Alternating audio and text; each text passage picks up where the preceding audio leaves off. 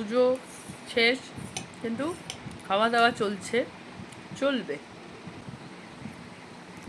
তো কাঁচা গোলা টাইপের ফ্লেভার পাচ্ছি, আহা দারুণ, পুরো ক্ষীর। হ্যালো গাইজ, কেমন আছো সবাই? আশা করছি সবাই খুব ভালো আছো, আমিও ভালো আছি। আজকে ফিরে যাচ্ছি হাওড়ার বাড়িতে। এতদিন তো থাকলাম কলকাতায়, আর ওখানে পুজো টুজো কাটিয়ে এখন একটু মির কাছে যেতে হবে। জানোই তো মি খুব একটা সুস্থ নয়, দুর্বল, একটার পর একটা মির তো লেগেই আছে শরীরের। তো যাই হোক, এখন মিও কিছুদিন ছিল মামার বাড়িতে, ওখানে থাকলে মি খুব ভালোই থাকে, কিন্তু নিজের বাড়িতে তো আসতে হবে, তাই মিও চলে এসেছে, আমিও যাচ্ছি মির কাছে। আবার কিছুদিন থেকে চলে আসবো আবার কলকাতার বাড়িতে। বলরাম মল্লিকের মিষ্টি, এটা হচ্ছে বেকড রসগোল্লা।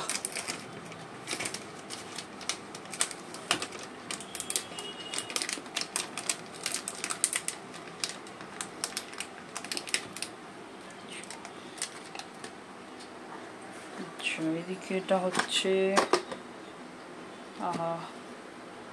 সন্দেশ,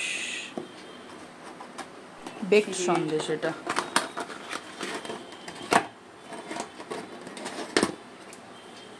এই এক রকমের সন্দেশ, রোজ সন্দেশ, এটা গোলাপ সন্দেশ।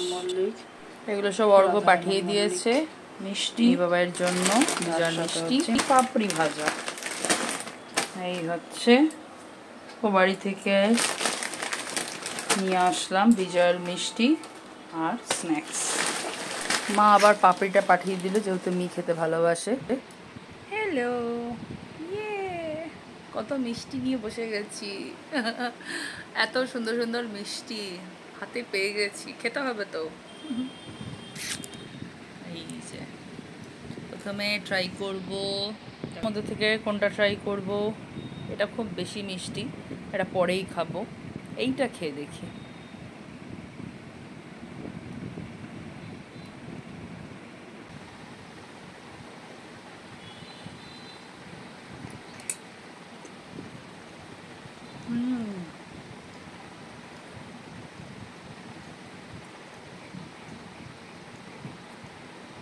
মিষ্টিটা ভালো, কিন্তু মিষ্টিটার মধ্যে গোলাপ জলের ফ্লেভার আছে। এই যা খেতে ভালো, চামচে করে ওঠানো যাচ্ছে না।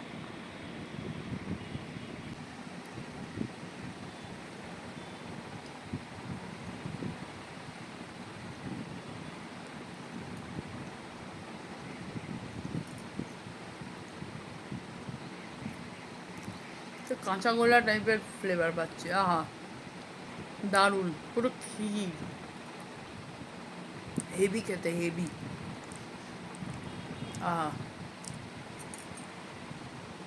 এবার খেতে হবে বেকড রসগোল্লা। ওকে,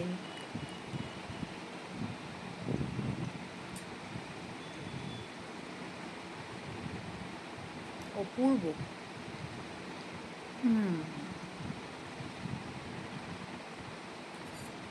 দারুণ খেলাম। পুজো শেষ, কিন্তু খাওয়া দাওয়া চলছে, চলবে।